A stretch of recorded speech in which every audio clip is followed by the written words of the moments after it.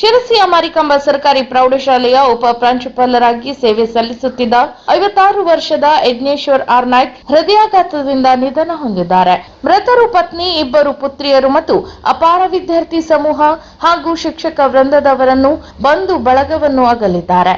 ಮೂಲತಃ ಸಿದ್ದಾಪುರ ತಾಲೂಕಿನ ಬೇಡ್ಕಣಿಯವರಾಗಿದ್ದ ಅವರು ಹಾವೇರಿಯಲ್ಲಿ ಮುಖ್ಯಾಧ್ಯಾಪಕರಾಗಿ ಸೇವೆ ಸಲ್ಲಿಸಿದ ಬಳಿಕ ಶಿರಸಿಯ ಮಾರಿಕಾಂಬಾ ಪ್ರೌಢಶಾಲೆಯಲ್ಲಿ ಉಪ ಪ್ರಾಂಶುಪಾಲರಾಗಿ ಕಳೆದ 1 ವರ್ಷದಿಂದ ಸೇವೆ ಸಲ್ಲಿಸುತ್ತಿದ್ದರು. ನಂತರ ಪ್ರಾಂಶುಪಾಲರ ಮೃತದೇಹವನ್ನು ಅಂತಿಮ ದರ್ಶನಕ್ಕಾಗಿ ಟಿಎಸ್ಎಸ್ ಆಸ್ಪತ್ರೆಯಿಂದ ಮಾರಿಕಾಂಬಾ ಶಾಲೆಗೆ ತಂದಂತೆಯೇ ಅಲ್ಲಿ ಸಾವಿರಾರು ವಿದ್ಯಾರ್ಥಿಗಳು ಉಮ್ಮಳಿಸಿ ಬರುತ್ತಿದ್ದ ದುಃಖದಲ್ಲಿ ಅಗಲಿದ ಗುರುವಿನ ಅಂತಿಮ ದರ್ಶನ ಪಡೆದರು. ಇನ್ನು ಮಾರಿಕಾಂಬಾ ಪ್ರೌಢಶಾಲೆಯಲ್ಲಿ ನಿನ್ನೆಯಷ್ಟೇ ನಡೆದ ಪಾಲಕರ ಸಭೆಯಲ್ಲಿ ಇದೇ ಉಪ ಪ್ರಾಂಶುಪಾಲರು ಪಾಲಕರನ್ನುದ್ದೇಶಿಸಿ, ಯಾವ ಪಾಲಕರು ಹೆದರುವ ಅವಶ್ಯಕತೆ ಇಲ್ಲ. ಶಾಲೆಗೆ ಬಂದ ಮೇಲೆ ಅವರು ನಿಮ್ಮ ಮಕ್ಕಳಲ್ಲ, ನನ್ನ ಮಕ್ಕಳು. ಅವರನ್ನೆಲ್ಲ ಎಸ್ಎಸ್ಎಲ್ಸಿ ಮುಗಿಯುವವರೆಗೂ ನಾನೇ ಹೆತ್ತಿರುವ ಮಕ್ಕಳಂತೆ ನೋಡಿಕೊಳ್ಳುತ್ತೇನೆ. ಶಾಲೆಯಲ್ಲಿ ನಾನು ಕುಳಿತಲ್ಲಿಯೇ ಸಿಸಿ ಕ್ಯಾಮೆರಾದ ಮೂಲಕ ಅವರ ಚಲನವಲನ ನೋಡುತ್ತೇನೆ. ಮೊನ್ನೆ ಒಂದು ಹುಡುಗ ಮೊಬೈಲ್ ನೋಡುತ್ತಿರುವುದನ್ನು ಸಿಸಿ ಕ್ಯಾಮೆರಾದಿಂದ ನೋಡಿ ಅವನಿಗೆ ಬುದ್ಧಿ ಹೇಳಿದ್ದೇನೆ. ಯಾವ ಮಕ್ಕಳು ದಾರಿ ತಪ್ಪದಂತೆ ನೋಡಿಕೊಳ್ಳುವ ಜವಾಬ್ದಾರಿ ನನ್ನದು ಎಂದು ಹೇಳಿದ್ದರು. ಆದರೆ ನಿನ್ನೆ ಹೇಳಿದ್ದ ಗುರುಗಳು ಇಂದು ಇಲ್ಲ ಎನ್ನುವ ಸುದ್ದಿ ಕೇಳಿ ಕರುಳು ಕಿತ್ತು ಬಂದಂತಾಗಿ ಕಣ್ಣೀರು ಬರುತ್ತಿದೆ. ಈ ವಿಷಯವನ್ನು ಅರಗಿಸಿಕೊಳ್ಳಲು ಸಾಧ್ಯವಾಗುತ್ತಿಲ್ಲ ಎಂದು ಶ್ರೀ ಗುರುಸಿದ್ದೇಶ್ವರ ಸೊಸೈಟಿಯ ಸಿಬ್ಬಂದಿ ಹಾಗೂ ವಿದ್ಯಾರ್ಥಿಯ ಪಾಲಕರಾದ ವೀರೇಶ್ ಹಿರೇಮಠ್ ತಿಳಿಸಿದರು. ಇನ್ನು ಯಜ್ಞೇಶ್ವರ್ ನಾಯ್ಕ್ ಇವರ ನಿಧನ ಸುದ್ದಿ ಕೇಳಿದ ಶಾಸಕ ಭೀಮಣ್ಣ ನಾಯ್ಕ್ ಇವರು ಆಸ್ಪತ್ರೆಯಲ್ಲಿ ಅವರ ಅಂತಿಮ ದರ್ಶನ ಪಡೆದು ಮತ್ತು ಪ್ರೌಢಶಾಲೆಗೆ ಇವರು ಸಲ್ಲಿಸಿದ ಸೇವೆಯನ್ನು ಸ್ಮರಿಸಿದರು.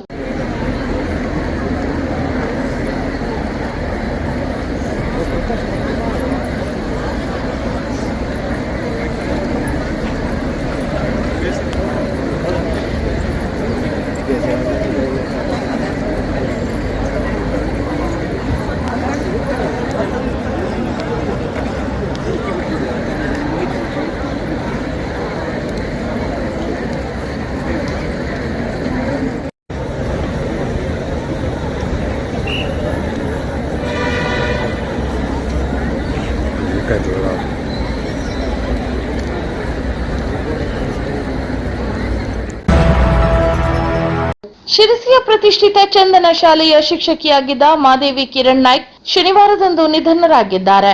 ಮೂಲತಃ ಕುಮಟಾ ನಿವಾಸಿಯಾಗಿ ಶಿರಸಿಯ ಚೆಪ್ಪಗಿ ನಾರಾಯಣಗುರು ನಗರದಲ್ಲಿ ನೆಲೆಸಿದ್ದ ಮಾದೇವಿ ಇವರು ಚಂದನ ಶಾಲೆಯಲ್ಲಿ ಆರಂಭದಿಂದಲೂ ಕನ್ನಡ ಶಿಕ್ಷಕಿಯಾಗಿ ಕಳೆದ 20 ವರ್ಷಗಳಿಂದ ಸೇವೆ ಸಲ್ಲಿಸುತ್ತಿದ್ದರು. ಅನಾರೋಗ್ಯದಿಂದ ಬಳಲುತ್ತಿದ್ದ ಅವರನ್ನು ಹೆಚ್ಚಿನ ಚಿಕಿತ್ಸೆಗಾಗಿ ಮಂಗಳೂರಿಗೆ ಸಾಗಿಸಲಾಗಿತ್ತು. ಚಿಕಿತ್ಸೆ ಫಲಕಾರಿಯಾಗದೆ ಅವರು ಶನಿವಾರದಂದು ಬೆಳಗ್ಗೆ ನಿಧನರಾಗಿದ್ದಾರೆ. ಇನ್ನು ಮೃತರು ಪತಿ, ಇಬ್ಬರು ಪುತ್ರಿಯರು ಹಾಗೂ ತಾವು ಅಪಾರವಾಗಿ ಪ್ರೀತಿಸುತ್ತಿದ್ದ ವಿದ್ಯಾರ್ಥಿ ವೃಂದ ಮತ್ತು ಶಿಕ್ಷಕ ವೃಂದದವರನ್ನು ಅಗಲಿದ್ದಾರೆ. ಇನ್ನು ಶಿಕ್ಷಕಿ ಮಾದೇವಿ ನಿಧನಕ್ಕೆ ಮಲೆನಾಡು ಚಂದನ ಶಾಲೆಯ ಕಾರ್ಯದರ್ಶಿ ಎಲ್ಎಂ ಹೆಗಡೆ ತೀವ್ರ ಸಂತಾಪ ವ್ಯಕ್ತಪಡಿಸಿ ಅವರು ಶಾಲೆಗೆ ನೀಡಿದ ಕೊಡುಗೆಯನ್ನು ಸ್ಮರಿಸಿದ್ದಾರೆ. ಶಿರಸಿ ನಗರದ ಬಿಜೆಪಿ ಕಚೇರಿಯಲ್ಲಿ ವಿಧಾನ ಪರಿಷತ್ನ ಮಾಜಿ ಸದಸ್ಯ ಎಸ್ಎಲ್ ಘೋಟ್ನೆಕರ್ ಅಧಿಕೃತವಾಗಿ ತಮ್ಮ ಅಪಾರ ಬೆಂಬಲಿಗರೊಂದಿಗೆ ಸಂಸದ ವಿಶ್ವೇಶ್ವರ ಹೆಗಡೆ ಕಾಗೇರಿ ಮತ್ತು ಜಿಲ್ಲಾ ಬಿಜೆಪಿ ಮುಖಂಡರ ಸಮ್ಮುಖದಲ್ಲಿ ಬಿಜೆಪಿ ಪಕ್ಷ ಸೇರ್ಪಡೆಯಾದರು. ನಂತರ ಮಾತನಾಡಿದ ವಿಧಾನ ಪರಿಷತ್ನ ಸದಸ್ಯ ಶಾಂತಾರಾಮ್ ಸಿದ್ದಿ, ಅತ್ಯಂತ ಖುಷಿಯಿಂದ ಬಿಜೆಪಿ ಪಕ್ಷಕ್ಕೆ ಎಸ್ಎಲ್ ಘೋಟ್ನೆಕರ್ ಮತ್ತು ಅವರ ಬೆಂಬಲಿಗರು ಪಕ್ಷ ಸೇರಿರುವುದಕ್ಕೆ ಜಿಲ್ಲೆಯಲ್ಲಿ ಬಿಜೆಪಿ ಪಕ್ಷಕ್ಕೆ ಆನೆ ಬಲ ಬಂದಂತಾಗಿದೆ ಎಂದು ತಿಳಿಸಿದರು. ನಂತರ ಮಾತನಾಡಿದ ರಾಜ್ಯ ಬಿಜೆಪಿ ವಕ್ತಾರ ಹರಿಪ್ರಸಾದ್ ಕೋಣಿಮನೆ, ಎಸ್ಎಲ್ ಘೋಟ್ನೆಕರ್ ಅವರು ಸಹಕಾರಿ ಸಂಘ ಮತ್ತು ರಾಜಕೀಯದಲ್ಲಿ ಅಪಾರ ಯಶಸ್ಸು ಕಂಡವರು. ಅಂತವರು ನಮ್ಮ ಪಕ್ಷಕ್ಕೆ ಬಂದಿರುವುದು ಜಿಲ್ಲೆಯ ಬಿಜೆಪಿ ಪಕ್ಷಕ್ಕೆ ಒಂದು ಶಕ್ತಿ ಬಂದಿದೆ ಎಂದು ತಿಳಿಸಿದರು. ನಂತರ ಮಾತನಾಡಿದ ಜಿಲ್ಲಾ ಪ್ರಧಾನ ಕಾರ್ಯದರ್ಶಿ ಶಿವಾನಂದ್ ನಾರಸಾನಿ ಅವರು, ಉತ್ತರ ಕನ್ನಡ ಜಿಲ್ಲೆಯ ಹಳಿಯಾಳ ವಿಧಾನಸಭಾ ಕ್ಷೇತ್ರದಲ್ಲಿ ಬಿಜೆಪಿ ಪಕ್ಷ ಒಂದು ಬಾರಿಯೂ ವಿಜಯ ಕಂಡಿಲ್ಲ. ಅದಕ್ಕಾಗಿ ಈಗ ಎಸ್ಎಲ್ ಘೋಟ್ನೆಕರ್ ಅವರು ಬಿಜೆಪಿ ಪಕ್ಷ ಸೇರಿದ್ದಾರೆ. ಇನ್ನು ಮುಂದೆ ಬರುವ ಎಲ್ಲ ಸ್ಥಳೀಯ ಚುನಾವಣೆಯಲ್ಲಿ ಅಭ್ಯರ್ಥಿಗಳನ್ನು ಗೆಲ್ಲಿಸುವುದರ ಮೂಲಕ ಬಿಜೆಪಿ ಪಕ್ಷ ಬಲಪಡಿಸುತ್ತೇವೆ ಎಂದು ತಿಳಿಸಿದರು. ಇನ್ನು ಎಲ್ಟಿ ಪಾಟೀಲ್ ಮಾತನಾಡಿ, ನಾವು ಬಿಜೆಪಿ ಪಕ್ಷದ ತತ್ವ ಸಿದ್ಧಾಂತಗಳಿಗೆ ಒಪ್ಪಿ ಮುಂದಿನ ದಿನದಲ್ಲಿ ಬಿಜೆಪಿ ಪಕ್ಷಕ್ಕೆ ಶಕ್ತಿ ತುಂಬುವ ಕೆಲಸ ಮಾಡುತ್ತೇವೆ ಎಂದರು. ಅನಂತರ ಮಾತನಾಡಿದ ಎಸ್ಎಲ್ ಘೋಟ್ನೆಕರ್, ಮೊದಲಿನಿಂದಲೂ ಆರ್ಎಸ್ಎಸ್ ತತ್ವ ಸಿದ್ಧಾಂತಗಳನ್ನು ಪಾಲಿಸಿಕೊಂಡು ಬಂದವನು ನಾನು. ಈಗಾಗಲೇ ಬಿಜೆಪಿ ಪಕ್ಷವನ್ನು ಸಂಸದ ವಿಶ್ವೇಶ್ವರ ಹೆಗಡೆ ಕಾಗೇರಿ ಅವರ ಸಮ್ಮುಖದಲ್ಲಿ ಸೇರಿದ್ದೇನೆ ಎಂದು ತಿಳಿಸಿದರು. ಅಲ್ಲದೆ ನಾನು ಮತ್ತು ಸುನಿಲ್ ಹೆಗಡೆ ಅವರು ಸಕ್ರಿಯವಾಗಿ ಕೆಲಸ ಮಾಡಿ ಸಂಸದ ಕಾಗೇರಿ ಅವರನ್ನು ಅತಿ ಹೆಚ್ಚು ಮತಗಳಿಂದ ಗೆಲ್ಲಿಸಿದ್ದೇವೆ. ಸುನಿಲ್ ಹೆಗಡೆ ಮತ್ತು ನಮ್ಮ ನಡುವೆ ಯಾವುದೇ ಭಿನ್ನಾಭಿಪ್ರಾಯಗಳಿಲ್ಲ. ಮುಂದೆ ಬರುವ ಸ್ಥಳೀಯ ಚುನಾವಣೆಯಲ್ಲಿ ನಾವು ಒಟ್ಟಿಗೆ ಕೆಲಸ ಮಾಡಲಿದ್ದೇವೆ ಎಂದು ತಿಳಿಸಿದರು. ಅದು ರಾಷ್ಟ್ರೀಯ ಹೆದ್ದಾರಿದಿರ್ಬೋದು. ನನ್ಗೆ ಗೊತ್ತಿದೆ ರಾಮನಗರದಲ್ಲಿ ನಮ್ಮ ಖಾನಾಪುರದಿಂದ ಗೋವಾಕ್ಕೆ ಹೋಗೋ ರಾಮನಗರದ ರಸ್ತೆ ಸಮಸ್ಯೆ ಏನೋ ಅಂತ ಗೊತ್ತಿದೆ. ಜಿಲ್ಲೆಯ ಬೇರೆ ಬೇರೆ ಸಮಸ್ಯೆ ಗೊತ್ತಿದೆ. ತಾಳಗುಪ್ಪದಿಂದ ನಾವು ಖಾನಾಪುರ ತನಕ ರಾಷ್ಟ್ರೀಯ ಹೆದ್ದಾರಿಯನ್ನಾಗಿ ಮಾಡುವ ವಿಷಯವೂ ಗೊತ್ತಿದೆ. ಹಾಗಾಗಿ ಈ ಎಲ್ಲಾ ವಿಷಯಗಳ ಕುರಿತಂತೆ ಅಭಿವೃದ್ಧಿಗೆ ನಿರ್ಲಕ್ಷ್ಯ ಆಗದೆ ಇರುವಂತೆ ನಾನು ನಿಮ್ಮೆಲ್ಲರ ಜೊತೆಗೆ ಇರ್ತೀನಿ ಅನ್ನೋ ಮಾತನ್ನ ಹೇಳ್ತಾ ಕೊನೆಯಲ್ಲಿ ಬಂಧುಗಳೇ, ಶಾಸಕರಾದ ಭೀಮಣ್ಣ ನಾಯ್ಕ ಅವರು ಶಿರಸಿ ತಾಲೂಕಿನ ಹುಲೇಕಲ್ನಲ್ಲಿ ನಡೆದ 2024-25 ಸೇವಾದಳ ರಾಷ್ಟ್ರೀಯ ಭಾವೈಕ್ಯತೆಯ ಮಕ್ಕಳ ಮೇಳ ಕಾರ್ಯಕ್ರಮದಲ್ಲಿ ಭಾಗವಹಿಸಿ ಮಕ್ಕಳೊಂದಿಗೆ ಸಂವಾದ ನಡೆಸಿ ನಮ್ಮ ದೇಶದ ಸಂಸ್ಕೃತಿ ಮತ್ತು ಭಾಷೆಗಳ ಕುರಿತು ತಿಳಿಸಿದರು. ಶಿರಸಿ ತಾಲೂಕಿನ ಬನವಾಸಿ ವ್ಯಾಪ್ತಿಯಲ್ಲಿ ಮನೆ ಕಳ್ಳತನ ನಡೆಸಿರುವ ಕಳ್ಳರು 10,000 ರೂಪಾಯಿ ನಗದು ಸೇರಿದಂತೆ ಸುಮಾರು 1,24,000 ರೂಪಾಯಿ ಬೆಲೆಯ ಚಿನ್ನಾಭರಣ ಹೊತ್ತೊಯ್ದ ಘಟನೆ ಶುಕ್ರವಾರದಂದು ನಡೆದಿದೆ. ಇನ್ನು ಮಗವಳ್ಳಿಯ ಆದರ್ಶ್ ಕನ್ನಪ್ಪ ಕಾಳೇನವರ ಮನೆಯಲ್ಲಿ ಕಳ್ಳತನ ನಡೆದಿದ್ದು ಪೊಲೀಸರು ಮನೆ ಪರಿಶೀಲನೆ ನಡೆಸಿ ಶ್ವಾನದಳದ ಸಹಾಯದಿಂದ ತನಿಖೆ ಆರಂಭಿಸಿದ್ದಾರೆ. ಇನ್ನು ಕಳ್ಳರು ಮನೆಯ ಬೀಗ ಮುರಿದು ಗೋದ್ರೇಜ್ ಕಪಾಟಿನಲ್ಲಿದ್ದ 10,000 ರೂಪಾಯಿ ನಗದು, ಸುಮಾರು 50,000 ರೂಪಾಯಿ ಬೆಲೆಯ 10 ಗ್ರಾಂ ತೂಕದ ಬಂಗಾರದ ಸರ, 20,000 ರೂಪಾಯಿ ಬೆಲೆಯ 4 ಗ್ರಾಂ ಬಂಗಾರದ ಉಂಗುರ, 25,000 ರೂಪಾಯಿ ಬೆಲೆಯ 5 ಗ್ರಾಂ ತೂಕದ ಬಂಗಾರದ ಜುಮುಕಿ, 15,000 ರೂಪಾಯಿ ಬೆಲೆಯ 2 ಗ್ರಾಂ ತೂಕದ ಬಂಗಾರದ ಕಿವಿ ಬಟನ್ಸ್ ಹಾಗೂ 4,000 ರೂಪಾಯಿ ಬೆಲೆಯ 2 ಜೊತೆ ಬೆಳ್ಳಿ ಚೈನ್ ಕಳ್ಳತನವಾಗಿದ್ದು ಸಿಪಿಐ ಶಶಿಕಾಂತ್ ವರ್ಮಾ ಹಾಗೂ ಪಿಎಸ್ಐ ಚಂದ್ರಕಲಾ ಪತ್ತಾರ್ ಸ್ಥಳಕ್ಕೆ ತೆರಳಿ ಪರಿಶೀಲನೆ ನಡೆಸಿ ತನಿಖೆ ಆರಂಭಿಸಿದ್ದಾರೆ. ಮಾನವ ಸರಪಳಿಯ ಮೂಲಕ ಕ್ಷಯ ಮುಕ್ತ ಪಂಚಾಯಿತಿಗೆ ಪಣ ತೊಡಬೇಕು ಎಂದು ಗ್ರಾಮ ಪಂಚಾಯಿತಿ ಕಾರ್ಯದರ್ಶಿ ಗಣೇಶ್ ಹೆಗಡೆ ಅವರು ಅಭಿಪ್ರಾಯಪಟ್ಟರು. ಅವರು ಮೇಲಿನ ಓಣಿಕೇರಿ ಗ್ರಾಮ ಪಂಚಾಯಿತಿಯಲ್ಲಿ ಕ್ಷಯ ಮುಕ್ತ ಪಂಚಾಯಿತಿ, ಮಾನವ ಸರಪಳಿ ಹಾಗೂ ಮಕ್ಕಳ ಗ್ರಾಮ ಸಭೆ ಕಾರ್ಯಕ್ರಮವನ್ನು ಉದ್ಘಾಟಿಸಿ ಮಾತನಾಡಿದರು.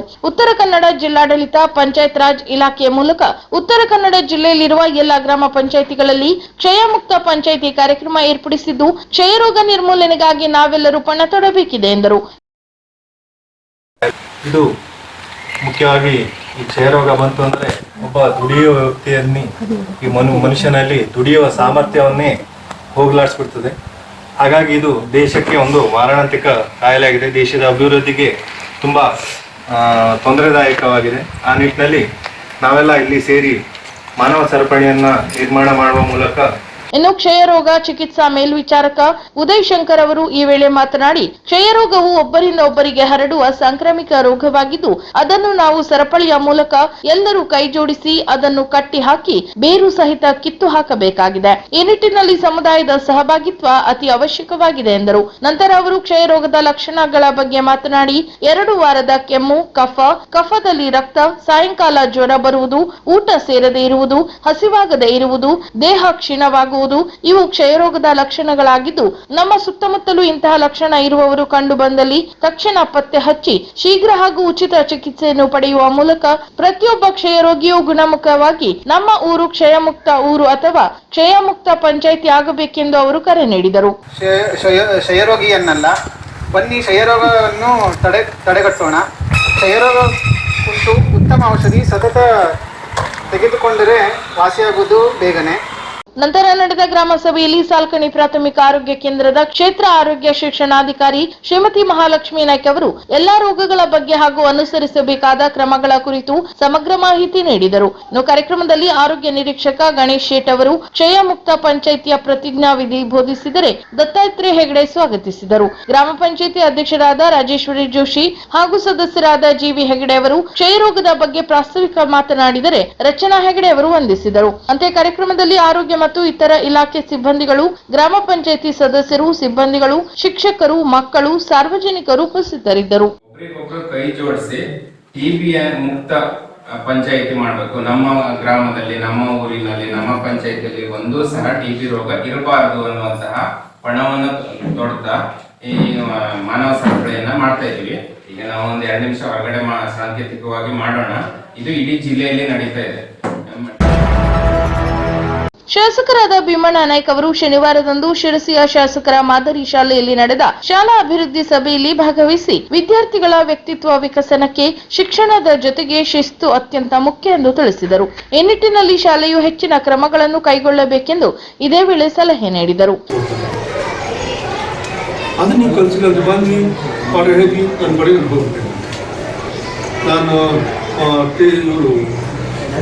ಅತಿ ಶಿಕ್ಷಕರಿಗೆ ಯಾರೇ ಇಲ್ಲ, ಪಾಠ ಅದು ಶಿಕ್ಷಕರು ಶಿಕ್ಷಕರು ಅಲ್ವಾ? ಆ ರೀತಿಯಲ್ಲಿ ನೀವು ಕ್ಲಾಸಿಗೆ ಎಲ್ಲ ಕ್ಲಾಸ್ ಅಲರ್ಟ್ ಮಾಡಿದ್ರೆ ಟೀಚರ್ಸ್ನ ಹಚ್ಚಬೇಕು. ಅಲರ್ಟ್ ಮಾಡಿದ್ರೆ ನಿಮ್ಮ ಕ್ಲಾಸಲ್ಲೇ ನೀವು ಅವ್ರಿಗೆ ನೀವು ಆ ಥರ ಡಿಸಿಪ್ಲನ್ನ ಕಳ್ಸೋಕ್ಕಾಗಿಲ್ಲ ಅಂತ ಒಂದು ಮಾತ್ರ ಹೇಳಿದ್ರು. ಇಲ್ಲ ನಮ್ಮ ದೈಹಿಕ ಶಿಕ್ಷಕರು ಒಬ್ಬರೇ ಮಕ್ಕಳು ಸಹ ಜಾಸ್ತಿ. ಶಿರಸಿಯ ಶ್ರೀ ಮಾರಿಕಾಂಬಾ ದೇವಸ್ಥಾನದಲ್ಲಿ ಕದಂಬ ಕನ್ನಡ ಜಿಲ್ಲಾ ರಚನೆ ಯಶಸ್ಸಿಗೆ ಪ್ರಾರ್ಥಿಸಿ ಚಂಡಿಕಾ ಯಾಗ ನಡೆಸಿ ದೇವರ ಅನುಗ್ರಹ ಪಡೆದು ಕದಂಬ ಕನ್ನಡ ಜಿಲ್ಲೆ ಹೋರಾಟಕ್ಕೆ ಅಡಿ ಇಟ್ಟಿದ್ದೇವೆ ಎಂದು ಕದಂಬ ಕನ್ನಡ ಜಿಲ್ಲಾ ರಚನೆ ಮತ್ತು ಹಿತರಕ್ಷಣಾ ಟ್ರಸ್ಟ್ ಅಧ್ಯಕ್ಷ ಅನಂತಮೂರ್ತಿ ಹೆಗಡೆ ತಿಳಿಸಿದರು. ಮುನಗೋಡಿನ ಟೌನ್ ಹಾಲ್ನಲ್ಲಿ ನಡೆದ ಪೂರ್ವಭಾವಿ ಸಭೆಯನ್ನು ಉದ್ದೇಶಿಸಿ ಮಾತನಾಡಿದ ಅವರು, ಕದಂಬ ಕನ್ನಡ ಜಿಲ್ಲೆ ರಚನೆಯಾಗುವಂತೆ ಆಗ್ರಹಿಸಿ ಎಲ್ಲಾ ಕಡೆ ಪೂರ್ವಭಾವಿ ಸಭೆಗಳನ್ನು ನಡೆಸಲಾಗುತ್ತದೆ. ಇಂದು ಮುನಗೋಡಿನಲ್ಲಿ ಇದು ಮೊದಲ ಕಾರ್ಯಕ್ರಮ. ನಾವೆಲ್ಲರೂ ಜಾತಿ, ಮತ, ಪಕ್ಷ, ಧರ್ಮದ ಭೇದವಿಲ್ಲದೆ ಎಲ್ಲರನ್ನೂ ಗಣನೆಗೆ ತೆಗೆದುಕೊಂಡು ಕದಂಬ ಕನ್ನಡ ಜಿಲ್ಲೆ ರೂಪಿಸಲು ಹೋರಾಟ ನಡೆಸೋಣ ಎಂದು ಇದೇ ವೇಳೆ ಕರೆ ನೀಡಿದರು. ಈ ವೇಳೆ ಕದಂಬ ಕನ್ನಡ ಜಿಲ್ಲಾ ರಚನೆ ಮತ್ತು ಹಿತರಕ್ಷಣಾ ಟ್ರಸ್ಟ್ನ ಅನೇಕರು ಭಾಗವಹಿಸಿದ್ದರು. ಕಾನೂನಿನ ಪ್ರಕಾರ ಜಿಲ್ಲಾ ಕೇಂದ್ರ 80 ಕಿಲೋಮೀಟರ್ ಜಾಸ್ತಿ ಇದ್ರೆ ಅದು ತಪ್ಪು ಅಂತ ಭಾವನೆ ಇದೆ. ಇದು 250 ಕಿಲೋಮೀಟರ್ ಆಗ್ತಾ ಇದೆ. ಇಂತಹ ಒಂದು ಸಂದರ್ಭದಲ್ಲೂ ಕೂಡ ನಾವು ಪ್ರತಿಭಟಿಸ್ತಾ ಇಲ್ಲ. ನೋಡಿ, ರಾಮನಗರ 2 ತಾಲೂಕು 3 ತಾಲೂಕಿಗೆ ಪ್ರತ್ಯೇಕ ಜಿಲ್ಲೆ ಆಗುತ್ತೆ. ವಿಜಯನಗರ ಯಾರು ಕೇಳಲೇ ಇಲ್ಲ, ಒಂದು ತಿಂಗಳ ಜಿಲ್ಲೆ ಮಾಡ್ಕೊಂಡು ಬರ್ತಾರೆ. ಹೀಗೆ ಪ್ರತಿಯೊಂದು ಭಾಗದಲ್ಲೂ ಕೂಡ ಅವರು ಬೇಕಾದಾಗ ಆಗ್ತಾ ಇರ್ತದೆ. ಮದ್ಯಪಾನ ತ್ಯಜಿಸಿ ನವಜೀವನಕ್ಕೆ ಕಾಲಿಡುತ್ತಿರುವವರು ಸಮಾಜದಲ್ಲಿ ಎಲ್ಲ ಗೌರವಗಳನ್ನು ಪಡೆದುಕೊಳ್ಳುತ್ತಾರೆ. ಮದ್ಯಪಾನ ಶಿಬಿರ ಮುಗಿಸಿ ಹೋದ ಶಿಬಿರಾರ್ಥಿಗಳು ಪುನಃ ಮದ್ಯಪಾನಕ್ಕೆ ಬಲಿಯಾಗದೆ ಸಮಾಜದ ಸತ್ಪ್ರಜೆಗಳಾಗಿ ಕುಟುಂಬದ ಆಧಾರ ಸ್ತಂಭಗಳಾಗಬೇಕು. ತಮ್ಮಲ್ಲಿನ ದುರ್ನಡತೆ ತಿದ್ದುಕೊಂಡು ಉತ್ತಮ ಜೀವನ ನಡೆಸುವಂತಾಗಬೇಕು ಎಂದು ಮದ್ಯವರ್ಜನ ಶಿಬಿರದ ವ್ಯವಸ್ಥಾಪನಾ ಸಮಿತಿ ಅಧ್ಯಕ್ಷ ಭಾಷಿ ಗಜಾನನ್ ಗೌಡ ತಿಳಿಸಿದರು. ಅವರು ಬನವಾಸಿಯ ಶ್ರೀ ನಾಮದೇವ ಕಲ್ಯಾಣ ಮಂಟಪದಲ್ಲಿ ಶ್ರೀ ಕ್ಷೇತ್ರ ಧರ್ಮಸ್ಥಳ ಗ್ರಾಮಾಭಿವೃದ್ಧಿ ಯೋಜನೆ ಶಿರಸಿ, ಮಧ್ಯವರ್ಜನ ವ್ಯವಸ್ಥಾಪನಾ ಸಮಿತಿ ಬನವಾಸಿ, ಜಿಲ್ಲಾ ಜನಜಾಗೃತಿ ವೇದಿಕೆ, ಪ್ರಗತಿ ಬಂಧು ಸ್ವಸಹಾಯ ಸಂಘಗಳ ಒಕ್ಕೂಟ, ಬನವಾಸಿ ವಲಯ, ನವಜೀವನ ಸಮಿತಿ, ಶೌರ್ಯ ವಿಪತ್ತು ನಿರ್ವಹಣಾ ಘಟಕ, ವಿವಿಧ ಸಂಘ ಸಂಸ್ಥೆಗಳ ಆಶ್ರಯದಲ್ಲಿ ನಡೆದ 1889ನೇ ಮಧ್ಯವರ್ಜನ ಶಿಬಿರದ ಸಮಾರೋಪ ಸಮಾರಂಭದ ಅಧ್ಯಕ್ಷತೆ ವಹಿಸಿ ಮಾತನಾಡಿದರು. ಇನ್ನು ಮಧ್ಯವರ್ಜನ ಶಿಬಿರದ ಮೂಲಕ ವ್ಯಸನಿಗಳನ್ನು ಪಾನ ಮುಕ್ತರನ್ನಾಗಿ ಮಾಡಿದ ಕೀರ್ತಿ ಶ್ರೀ ಕ್ಷೇತ್ರ ಧರ್ಮಸ್ಥಳ ಗ್ರಾಮಾಭಿವೃದ್ಧಿ ಯೋಜನೆಗೆ ಸಲ್ಲುತ್ತದೆ. ಇಂತಹ ಉಪಯುಕ್ತ ಕಾರ್ಯಕ್ರಮದ ಮೂಲಕ ಮದ್ಯ ವ್ಯಸನಿಗಳು ಪಾನಮುಕ್ತ ಜೀವನವನ್ನು ನಡೆಸಲು ಸಾಧ್ಯವಾಗುತ್ತಿದೆ ಎಂದರು. ನಂತರ ಶಿರಸಿ ಜಿಲ್ಲಾ ಜನಜಾಗೃತಿ ವೇದಿಕೆ ಅಧ್ಯಕ್ಷ ಕಾಳಿಂಗರಾಜ್ ಮಾತನಾಡಿ, ಈ ಶಿಬಿರದಿಂದ ನವಜೀವನ ಸಮಿತಿ ಸದಸ್ಯರಾಗಿ ಮುಂದಿನ ನಿಮ್ಮ ಬದುಕು ಬೆಳಕನ್ನು ನೀಡಲಿ ಎಂದರು. ಅಂತೆಯೇ ಯೋಜನಾಧಿಕಾರಿ ರಾಘವೇಂದ್ರ ನಾಯ್ಕ್, ಜಿಲ್ಲಾ ಜನಜಾಗೃತಿ ವೇದಿಕೆ ಸದಸ್ಯರಾದ ರಾಮುಕಿಣಿ, ಉಪೇಂದ್ರ ಪೈ, ಬನವಾಸಿ ಗ್ರಾಮ ಪಂಚಾಯತ್ ಉಪಾಧ್ಯಕ್ಷ ಸಿದ್ಧ ವೀರೇಶ್ ನರೆಗಲ್, ಗುಡ್ನಾಪುರ ಗ್ರಾಮ ಪಂಚಾಯತ್ ಸದಸ್ಯ ರಘು ನಾಯ್ಕ್ ಈ ವೇಳೆ ಮಾತನಾಡಿದರು.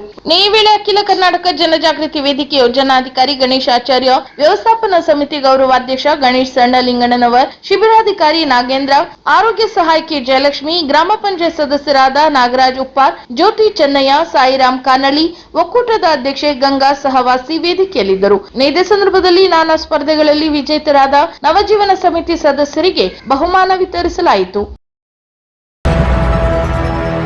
ಬೆಂಗಳೂರಿನಿಂದ ಬಂದ ಪ್ರವಾಸಿಗರಿಬ್ಬರು ಗೋಕರ್ಣದಲ್ಲಿ ಸಮುದ್ರ ಪಾಲಾಗಿದ್ದಾರೆ. ಅವರನ್ನು ಬದುಕಿಸಿಕೊಳ್ಳುವ ಪ್ರಯತ್ನ ನಡೆಸಿದರೂ ಯಾವುದೇ ಪ್ರಯೋಜನವಾಗಿಲ್ಲ. ಇನ್ನು ಗುರುವಾರದಂದು ಸಂಜೆ ಬೆಂಗಳೂರಿನಿಂದ 15 ಜನ ಸ್ನೇಹಿತರು ಗೋಕರ್ಣಕ್ಕೆ ಬಂದಿದ್ದರು ಎನ್ನಲಾಗಿದೆ. ಇವರು ಮಿಡ್ಲಾ ಕಡಲ ತೀರದಲ್ಲಿ ಮೋಜು ಮಸ್ತಿಯಲ್ಲಿ ತೊಡಗಿದ್ದರು. ಅಪಾಯದ ಮುನ್ಸೂಚನೆ ಅರಿಯದೆ ಬೆಂಗಳೂರಿನ 30 ವರ್ಷದ ರವಿ ಹಾಗೂ ವಿಜಯನಗರದ 33 ವರ್ಷದ ಪ್ರತೀಕ್ ಸಮುದ್ರದಲ್ಲಿ ಮುನ್ನುಗ್ಗಿದ್ದಾರೆ. ಇತರರು ಅವರನ್ನು ಹಿಂಬಾಲಿಸಿದ್ದು ಅಲ್ಲಿದ್ದ ರಕ್ಷಣಾ ಸಿಬ್ಬಂದಿ ಇತರರನ್ನು ಸಮುದ್ರ ದಡಕ್ಕೆ ಕರೆತಂದಿದ್ದಾರೆ. ಆದರೆ ರವಿ ಹಾಗೂ ಪ್ರತೀಕ್ ಅಪಾಯದ ಸುಳಿಗೆ ಸಿಲುಕಿದ್ದು ಅವರನ್ನು ರಕ್ಷಿಸಲು ಸಾಧ್ಯವಾಗಿಲ್ಲ. ಅವರಿಬ್ಬರನ್ನು ದಡಕ್ಕೆ ತಂದ ನಂತರವೂ ಬದುಕಬಹುದು ಎಂಬ ಹಿನ್ನೆಲೆ ತುರ್ತಾಗಿ ಆಸ್ಪತ್ರೆಗೆ ದಾಖಲಿಸಲಾಯಿತು. ಆದರೆ ಸಾಕಷ್ಟು ಪ್ರಮಾಣದಲ್ಲಿ ಉಪ್ಪು ನೀರು ಕುಡಿದಿದ್ದ ಇಬ್ಬರು ಚಿಕಿತ್ಸೆಗೆ ಸ್ಪಂದಿಸಿಲ್ಲ. ಇನ್ನು ಪೊಲೀಸರು ಸ್ಥಳಕ್ಕೆ ಭೇಟಿ ನೀಡಿ ಪರಿಶೀಲನೆ ನಡೆಸಿದ್ದಾರೆ.